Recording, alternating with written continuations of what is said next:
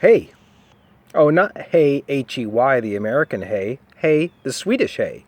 H-E-J. It means hello in Swedish. And goodbye is hey do. But you'll learn that and get to practice that soon enough, because we're going to Sweden this Friday. In the meantime, though, let me welcome you to Comparative Media, CMST 410. I'm Rob McKenzie, the instructor for the course, and I designed this course when I first came to ESU 25 years ago because I really believed in the importance of studying media from all over the world to learn not only about ourselves, but about those media systems like we're going to be studying in this class. So in this instructor video, I'm going to be introducing the syllabus for the course so that you understand what is expected of you. And on my overseas versions of comparative media, I have the expectation that everybody in the class gets an A unless they do it to themselves by not doing the work or by doing a shoddy job on the work.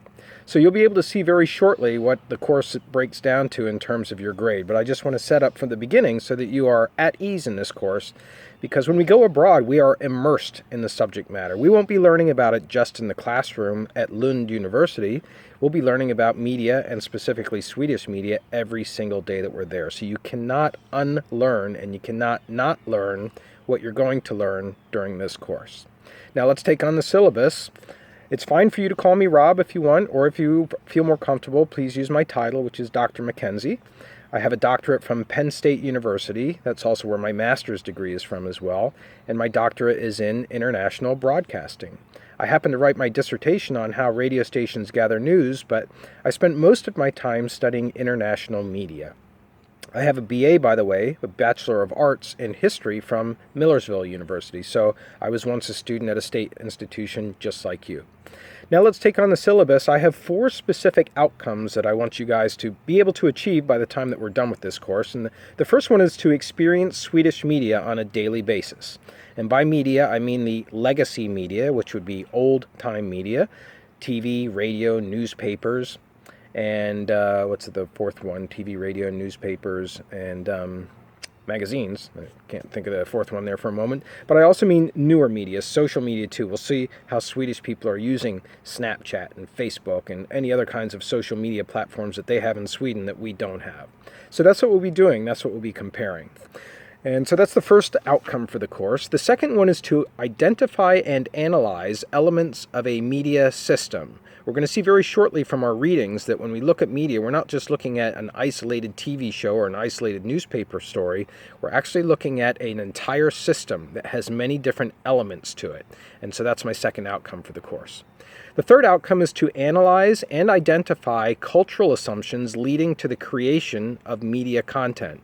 So when you end up looking at a newspaper article, when you end up listening to a song on the radio, it's through a path that is taken to arrive at that particular content. And you will see very soon when we get to Sweden that the TV content just by itself differs so much from American content. So we want to get at a deeper understanding of how that content comes about.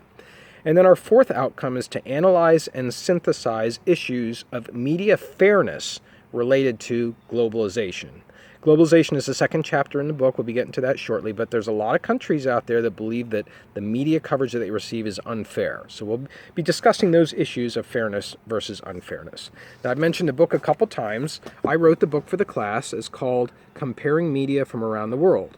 And I wrote this book because at that time, there were no books that analyzed media from the vantage point that I thought media should be analyzed from. And particularly what happens in most of the books out there that talk about media from a global perspective is they'll look at China in chapter 1 and look at Mexico in chapter 2 and then they'll look at Switzerland in chapter 3. And by the time you get to chapter 15, you forget what's going on in China, so you can't really compare. So I did my book by slicing it sideways, if you want to think of it that way. We'll take an element of a media system like financing, which is to say how are media paid for, and then we'll look at 8 different countries in this book in terms of how the media systems in those countries are financed, how they are paid for. And one of the countries that I wrote about in this book is Sweden. It's a country that I've been to many times, and a lot of the research that I conducted for this book on Sweden was done at Lund University, speaking to law professors there.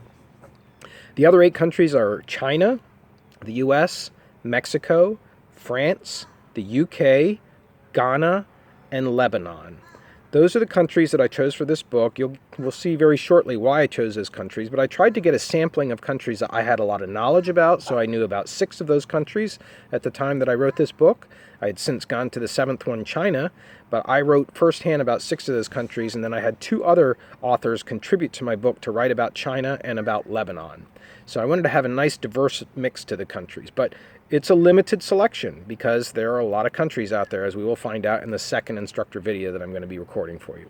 So that's the book. Make sure that you have it. Make sure that you bring it. You're going to be talking about concepts in that book and examples and other material during every single class. And so that now brings up what I want to talk about next, which is where your grade comes from in the class. I already told you that it's my expectation that you'll get an A, so just do a good job with these 3 areas. The first area is a whopping 50%, and that's class participation. So your class participation for this first week is going to come from your discussion posts. The discussion posts are going to be due on Tuesday, Wednesday, Thursday, and Friday. The discussion posts, your first discussion question will be posted today by noon, and it's going to be due by noon tomorrow, Tuesday.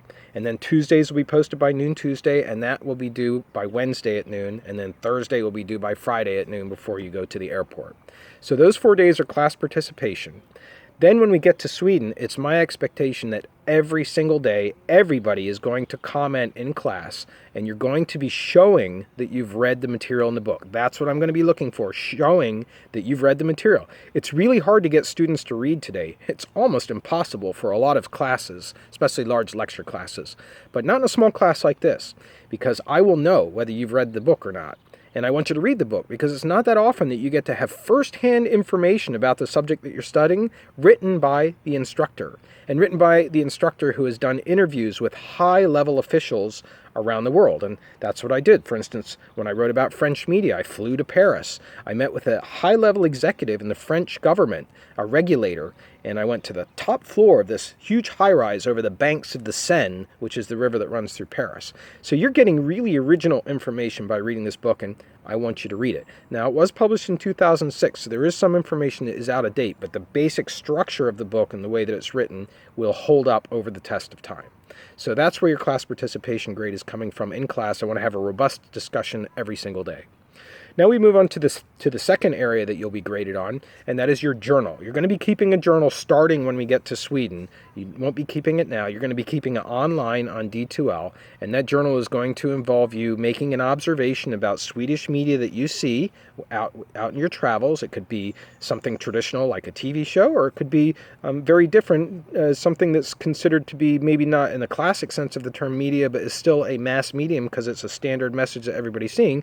So it could be a T-shirt that you see somebody wearing in Sweden, or it could be an advertisement on a bus that you take. So we'll say more about that when we get to Sweden, but that's 25% of your grade, that daily journal. And I think you'll also be glad that I'm having you do this assignment, because by the end of the course and even years down the road, you'll look back and it will jog your memory about some of the experiences that you had in Sweden. And then the third and final area of your grade is also 25%. And so that makes it 100% for the class, and that is what's known as a team presentation. So it's 25% of that, and what you're going to be doing is you're going to be linking up with 2 other people, a 3-person team, and you're going to be making a presentation on a Swedish newspaper. And so we will have somebody there to help you translate that Swedish newspaper to make that presentation. You'll make that presentation in the class. Okay, so those are the 3 areas. And now just to wrap up the first instructor video here, today we're going to be taking on Chapter 1 in a separate video. I'll be recording that shortly, and then I'll post a discussion question. And then also what you're going to be doing is recording your own video today, 2 minutes long, introducing yourself to the class. I'll put in an email what I expect you to cover in that 2-minute introductory video. That's going to be due by noon tomorrow also. So your task for today to wrap up are to watch this video, which you've already done if you've gotten this far, and then secondly to watch the second video, and then thirdly to post your own video, and then fourthly to answer the discussion question all by noon tomorrow. This is probably, ironically, going to be your busiest day in the entire class. Anyway, hey do.